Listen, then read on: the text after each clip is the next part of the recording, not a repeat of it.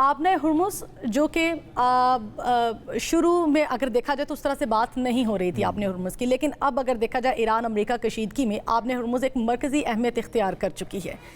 आखिर इसकी वजह क्या है? इतनी अहमियत की हामिल बना दी गई है कि इतनी लड़ाई, अब तो ट्रंप साहब की जानिब से बयान सामने आ गया कि 20% वो भी टैक्स वसूल करेंगे या फीस वसूल करेंगे, उसके बाद ही कोई जहाज़ वहाँ से गुजर सकता है। क्या समझते हैं, वजह क्या समझते हैं इसकी? बिल्कुल आप सही कह रही हैं कि पूरी दुनिया ने गलत अंदाज़ा लगाया स्टेट ऑफ हुर्मुज़ के बारे में, और अमेरिकन जिन्होंने ईरान पे चढ़ दौड़े इसराइल के साथ मिलके, उनका अंदाज़ा भी गलत था। ऐसे ही है कि इसके जो इफ़ेक्ट्स हैं, इसका जो इम्पैक्ट दुनिया की इकोनॉमी पे आएगा वो इतना प्रोफाउंड होगा। और मेरा ये ख्याल है कि ये जो इफ़ेक्ट है ये मजबूर करेगा दोनों पार्टीज़ को, ख़ास तौर पे अमेरिका को, कि वो दोबारा नेगोशिएशन टेबल पे आएँ। अब देखिए, जो आप बात कर रही थी, ये जो जितने भी मिडिल ईस्ट के ममालिक हैं वहाँ अमेरिकन बेसिस हैं, ऐसे ही है, सारे मुसलमान मुल्क हैं, ऐसे ही है, और वहीं से मुसलमान आपस में लड़ रहे हैं।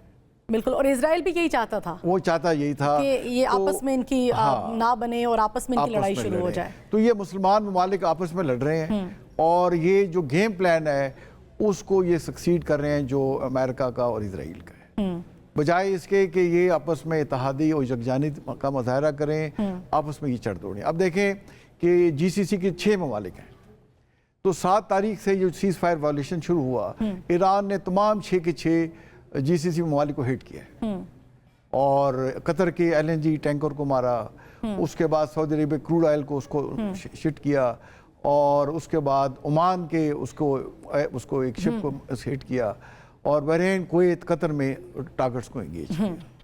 तो ईरान को आई थिंक रियलाइज़ करना चाहिए कि देखें, वो जो हिट कर रहा है, कह तो रहा है अमेरिकन बेसिस पे, बट वो सरजमीन पे कायम है मुसलमान ममालिकों के।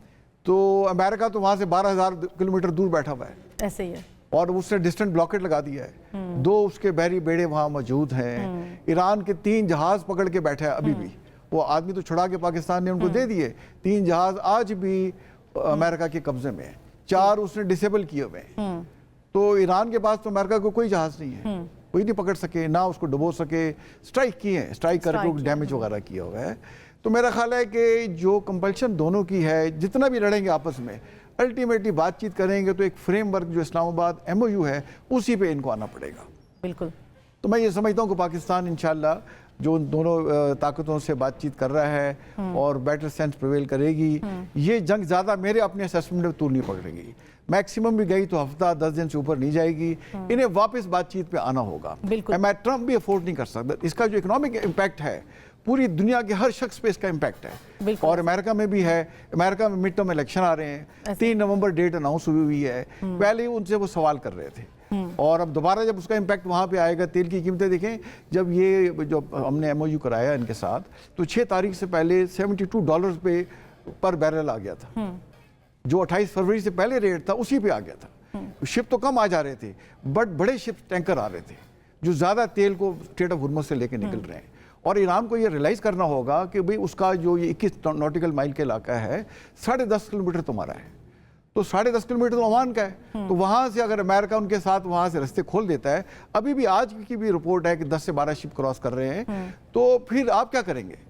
तो उन्हें देखिए, पाकिस्तान का वो शुक्रिया अदा तो कर रहे हैं। ये पाकिस्तान था कि जिसने उसको फेस सेविंग भी दी, एक विनिंग नैरेटिव भी दिया, और ये आप डील लेके दी अमेरिका के। तो मेरा ख्याल है कि better sense prevail on all side, और इंशाल्लाह पाकिस्तान की कोशिशें रंग लाएंगी, और बातचीत महामुतफीन मुज़ाकरा से आगे बढ़ेगी, हल होगी। बातचीत आगे बढ़नी भी चाहिए, हम तो यही कहेंगे। जावेद मलिक साहब, साबिक सफ़ीर भी हमारे साथ मौजूद है। सर, मैं आपसे जानना चाहूँगी कि आप क्या समझते हैं, अमेरिका का असल मकसद क्या है? क्या वो ईरान को वाक़तन रोकना चाहते हैं, या ख़ित्ते में अपनी अस्करी ताकत को बरकरार रखना चाहते हैं? इस हवाले से कहिएगा। देखिए, मेरी नज़र में तो ये जब MOU 4 महीने की मेहनत के बाद साइन हुआ था, तो इसमें तो बहुत ज़्यादा जितने भी मामलात हैं उनको तफसील से डिस्कस किया गया। आपको याद होगा कि इस्लामाबाद टॉक्स के बाद से लेकर और जब तक ये MOU आया, तकरीबन 3.5-4 माह का वक्त लगा। ये 3.5-4 माह जो हैं, ये सिर्फ और सिर्फ मज़ाकरात में गुजरे। आपने देखा कि जब स्विट्ज़रलैंड में अमेरिकन वाइस प्रेसिडेंट बात कर रहे थे, तो उन्होंने कहा कि पिछले 3 महीने उन्होंने हमारे फील्ड मार्शल साहब से जितनी बात की है, किसी से नहीं की। तो वहां पे भी मुज़ाकरात का सिलसिला बदस्तूर जारी था। हमारे फील्ड मार्शल साहब 2 दफा जो हैं वो खुद तशरीफ लेकर गए ईरान, और मोहसिन नकवी तो काफी दफा गए होंगे। और उसके अलावा भी यानी मुख्तलिफ टेक्नोलॉजी आज के ज़माने में कम्युनिकेशन तो होती रहती है, तो ऐसा नहीं है कि एमओयू को जल्दबाजी में साइन किया गया था। उसको तफसील से डिस्कस किया गया, और उसके बाद हमें बहुत उम्मीद यूं हो चली थी, क्योंकि जो अगर पॉइंट नंबर 5 और 6 आप पढ़ें तो उसमें बहुत वाज़ेह तौर पर यह लिख दिया गया है कि अमेरिका जो है वो अपनी ब्लॉकेड खत्म कर देगा, और अमेरिका ने वो कर दी। और ईरान से तकाजा यही किया गया था कि आप अपनी जो आपने कंट्रोल किया हुआ है उस इलाके को, उसको आप छोड़ दीजिए। जनरल साहब आपको बताएंगे कि अगर कहीं गो कि मैं उससे एग्री नहीं करता, लेकिन कहते हैं कि जंग की हालत में सब कुछ जायज होता है, तो अगर उस जंग के दौरान एक वॉर स्ट्रेटजी के तौर पर आपना हुर्मुज को किसी ने इस्तेमाल किया, तो वो आप किसी हद तक खींच तान कर उसको जस्टिफाई कर भी लें, तो अब तो हम जंग की हालत से निकलने की बात कर रहे हैं इस एमओयू में। हम जंग की हालत से जब निकलना चाह रहे हैं, तो फिर तो एमओयू में यही रास्ते आपको बताए गए हैं कि आप जो है वहां से अपनी जो भी आपकी पाबंदियां हैं उनको खत्म करें और एक प्री वॉर सिचुएशन पे चले जाएं। बिकॉज देखिए उसी एमओयू में आगे जाके ये लिखा गया है कि बिलियंस ऑफ डॉलर्स जो कि ईरान के दुनिया भर में मुंजमद पड़े हैं, यानी उनके ऊपर जो पाबंदियां हैं, जो सैंक्शंस हैं, उनके उठाने का भी एक रास्ता फराहम करता है ये एमओयू। यानी ईरान जो 47 साल से जंग की हालत में रहा, उसके नतीजे में उनकी जो आवाम है, उनकी जो इकोनॉमिक कंडीशंस हैं, वो तो वर्स्ट होती गई हैं दिन ब दिन।